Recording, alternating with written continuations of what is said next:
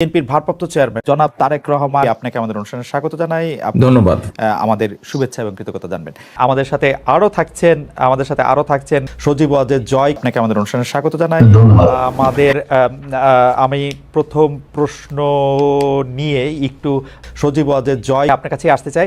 আমাদের প্রথম যে প্রশ্ন সেটি হচ্ছে যে আমরা দেখেছি যে 5ই আগস্টে ক্ষমতার পট পরিবর্তনের পরে শেখ হাসিনা পালিয়ে যাওয়ার পরে তিনি ভার্চুয়ালি একটি জায়গায় তার পর দিনই ভার্চুয়াল বক্তব্য দিয়েছিলেন, বিভিন্ন অনুষ্ঠানে অনলাইনে সক্রিয় থাকছেন, বক্তৃতা দিচ্ছেন। দেশের পক্ষ থেকে এই দাবি আছে তাকে দেশে আসার, দেশে ফেরা উচিত, মানে সে সময়টা কখন হতে পারে? ওনার উদ্দেশ্য হচ্ছে অতি শীঘ্রই বাংলাদেশে ফিরে যাওয়া, রাজনীতি করার জন্য তিনি চান বাংলাদেশে ফিরে যেতে। এখন যেহেতু আমাদের দলকে আবার সংগঠিত করতে হচ্ছে, এটা তিনি করছেন। তিনি ভালো আছেন, তিনি এখন দিল্লিতে আছেন।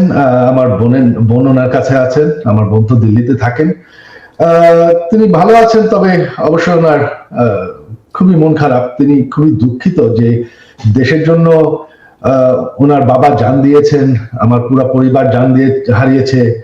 যে দেশের জন্য তিনি জেল খেটেছেন, এত পরিশ্রম করেছেন, এত উন্নয়ন করেছেন, সেই দেশের মানুষ তাকে এইভাবে অপমান করে বের করে দেবে, তার উপর আক্রমণ করতে যাবে, এটা আমরা কেউ কল্পনা করতে পারিনি। এটা তো আপনার একটা তারা যে দাবি করছে যে এটা গণতান্ত্রিক আন্দোলন, এই মানুষ হত্যা করা, পুলিশের উপর হামলা করা, প্রধানমন্ত্রীর উপর হামলা করা, প্রধানমন্ত্রীর বাড়ির উপর হামলা করা, যা সবকিছু জ্বালাও পোড়া করা, লুটপাট করা, এটা তো কোনো আন্দোলন নয়, এটা তো হচ্ছে মব, এটা তো হচ্ছে সন্ত্রাস, জঙ্গি। বর্তমানে তো আপনারা দেখতে পাচ্ছেন যে এখন তো বাংলাদেশে যেভাবে সংঘর্ষ চলছে, জ্বালাও পোড়াও চলছে, তখন আপনার এটা শুরু হয়ে গেছিল এবং তারা সিদ্ধান্ত দিয়েছিল যে তারা গণভবনকে হামলা করবে। তখন তিনি কিন্তু দেশ ছাড়তে চাননি। আমরা পরিবার থেকে তখন ওনাকে কনভিন্স করলাম যে না, এরা শুধু প্রটেস্টার না, এরা তোমাকে হত্যা করে ফেলবে, তো তোমার দেশ ছেড়ে যেতেই হবে। সরকার পতন হওয়ার আগে থেকে আওয়ামী লীগের নেতা কর্মীর উপর বিভিন্ন জায়গায় ঢাকার বাইরে এবং ঢাকার ভিতরেও হামলা চলছিল, তাদের কয়েকজনকে হত্যা করা হয়েছে। তো এখানে যে শুধুমাত্র সরকারের দোষ দেওয়া হয়, আওয়ামী লীগের দোষ দেওয়া হয়, সেটা ঠিক না। এখন তো দেখা যাচ্ছে আওয়ামী লীগ নাই, আওয়ামী লীগ সরকার নেই, তবে নির্যাতন তো চলছে। আমাদের সকল মন্ত্রীদের বাসা জ্বালিয়ে দেওয়া হয়েছে, বঙ্গবন্ধু মিউজিয়াম পর্যন্ত জ্বালিয়ে দেওয়া হয়েছে, যেখানে জাতির জনক বঙ্গবন্ধু এবং আমার পুরো পরিবারকে হত্যা করা হয়, যেটা একটা মিউজিয়াম ছিল, সেটাকে তারা পুড়িয়ে ফেলেছে। আমাদের নেতাকর্মী কয়েকজন এমপি মারা গিয়েছেন, অনেক নেতাকর্মীকে হত্যা করা হয়েছে। আর আমি শুনতে পাচ্ছি যে হিন্দুদের উপর আক্রমণ হয়েছে, কিছু মন্দির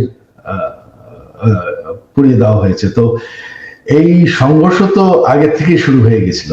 এটা তো এখন তো আমাদের সরকারের দায়ী নাই, আমাদের আওয়ামী লীগ তো এখন আর এই সংঘর্ষের জন্য দায়ী না। দেশের জন্য এত করেছি, এই যে গত 15 বছরে আপনারা জানেন আমি ডিজিটাল বাংলাদেশ বানিয়েছি। এটা আমার স্বপ্ন ছিল। আমি সরকার থেকে কোনো বেতন নেই, বিনা মূল্যে আমি এই কাজটা করেছি। আমি প্রচুর পরিশ্রম করেছি বাংলাদেশকে ডিজিটাইজ করতে, গ্রাম পর্যন্ত ডিজিটাল বেনিফিট পৌঁছানোর। তারপরে যদি বাংলাদেশের মানুষ, এই যে উন্নয়ন আমরা করেছি, তারপরে যদি বাংলাদেশের মানুষ আমার পরিবারের সাথে এরকম করে, তাহলে আমাদের আর কিছু বলার আর করার নেই। আওয়ামী লীগ মরে যায়নি। আওয়ামী লীগ হচ্ছে বাংলাদেশের সব থেকে পুরাতন দল। সবাই যে মনে করে যে আওয়ামী লীগের পপুলারিটি নাই, দেশে আপনার 17 কোটি মানুষ, 17 কোটি মানুষের মধ্যে এখনো আপনি যদি নিরপেক্ষ নির্বাচন হয়, আমি জানি আওয়ামী লীগ ভোটে জিতে আসবে। হ্যাঁ, 100% ভোট কোনোদিন কোনো গণতন্ত্রে কোনো সরকার পায় না। আমাদের বিরুদ্ধে যারা ভোট হেরে গেছে বা তারপর তো বয়কট করেছি, হ্যাঁ, এদেরকেই আপনি দেখেছেন যারা আওয়ামী লীগ বিরোধী, তাদেরকেই দেখা গেছে। তবে আওয়ামী লীগের যারা সমর্থক, তারা কিন্তু দেশে আছে। আরেকটি ব্যাপার সেটি হচ্ছে আমার আগেকার প্রশ্নের সাথে সম্পর্কিত, যে গণ অভ্যুত্থানের মুখে শেখ হাসিনার দেশ ছেড়ে পলায়ন, আওয়ামী লীগের নিষ্ক্রিয়তা, এক ধরনের মানে আওয়ামী লীগ দেশের রাজনৈতিক প্রেক্ষাপট থেকে বাদ হয়ে গেছে, কেউ কেউ আমাদের মিডিয়ার ভাষায় কেউ কেউ বলছেন যে একটা -1 হয়ে গেছে। অন্তর্বর্তী সরকারকে নিয়ে কোনো -2 সংখ্যা কি আছে?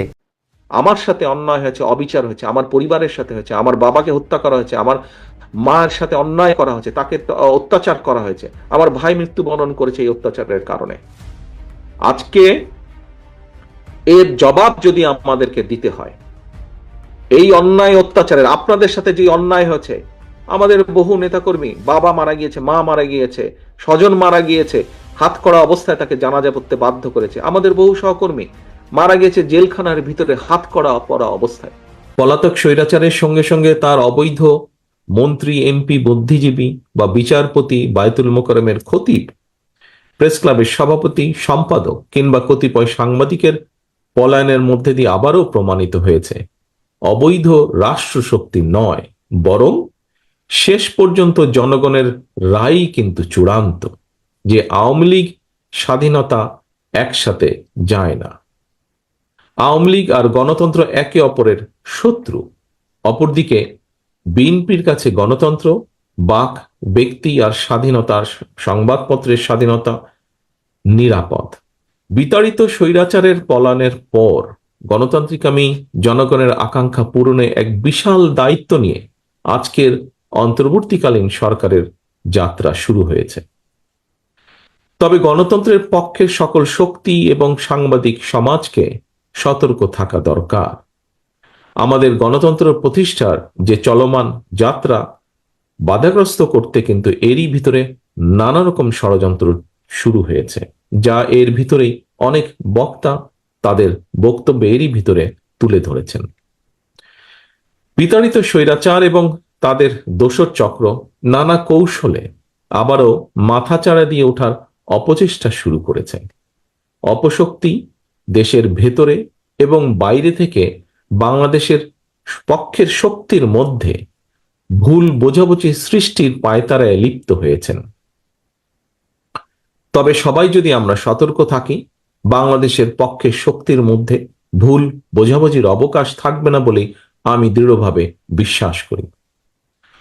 পলাতক মাফিয়া সরকার গত 1.5 দশকে বিএনপি সহ বিভিন্ন দল ও মতের হাজার হাজার মানুষকে হত্যা করেছিল, শত শত নেতাকর্মীকে গুম, অপহরণ করেছিল। বিএনপির 50 লক্ষেরও বেশি নেতাকর্মীর বিরুদ্ধে প্রায় 1.5 লক্ষ মামলা দিয়েছিল। লক্ষ লক্ষ নেতাকর্মী, বিএনপি সহ বিভিন্ন বিরোধী দলের লক্ষ লক্ষ নেতাকর্মী ঘর ছাড়া হয়েছিলেন। অকারণে, বিনা কারণে, বিনা অপরাধে mother of democracy Begum Khaleda জিয়াকে 5 বছরও বেশি সময় কারাবন্দী করে রাখা হয়েছিল। পলাতক স্বৈরাচারের নির্দেশে শুধু জুলাই আগস্টেই গণ অভ্যুত্থানে কমপক্ষে 2000 ছাত্র জনতাকে শহীদ করা হয়েছে, কমপক্ষে 30,000 মানুষকে করা হয়েছে আহত। গণ অভ্যুত্থানের এই সময় শুধুমাত্র বিএনপি এবং এর অঙ্গ সহযোগী সংগঠনের শুধুই মাত্র 4 শতাধিকেরও বেশি নেতাকর্মী শহীদ হয়েছেন।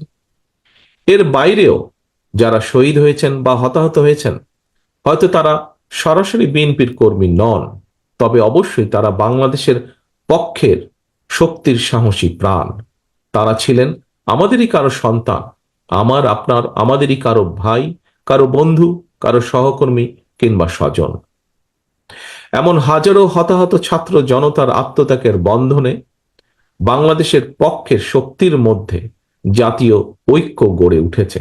সুতরাং আমরা যারা বেঁচে আছি, শহীদদের আকাঙ্ক্ষার একটি গণতান্ত্রিক, মানবিক, বৈষম্যহীন বাংলাদেশ প্রতিষ্ঠার মাধ্যমে শহীদদের রক্তের ঋণ পরিশোধ করা আমাদের দায়িত্ব। একই সঙ্গে পলাতক স্বৈরাচার আর তার দোসররা যাতে রাজনীতিতে পুনর্বাসিত হতে না পারে, সেই ব্যবস্থা গ্রহণ করাও কিন্তু আমাদের কর্তব্য। এজন্যই যথাযথ আইনগত এবং রাজনৈতিক পদক্ষেপ নেওয়া প্রয়োজন বলে আমরা মনে করি।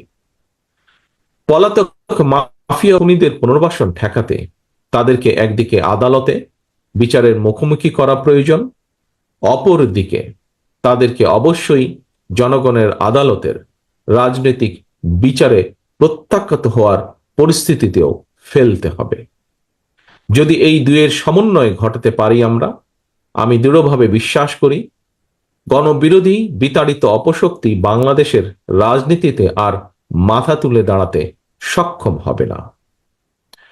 খুনি, লুটেরা, মাফিয়া এবং স্বৈরাচারী রাজনৈতিক অপশক্তিকে বাংলাদেশের রাজনীতিতে অপ্রাসঙ্গিক করে দিতে হলে জনগণের রাজনৈতিক ক্ষমতায়ন প্রয়োজন।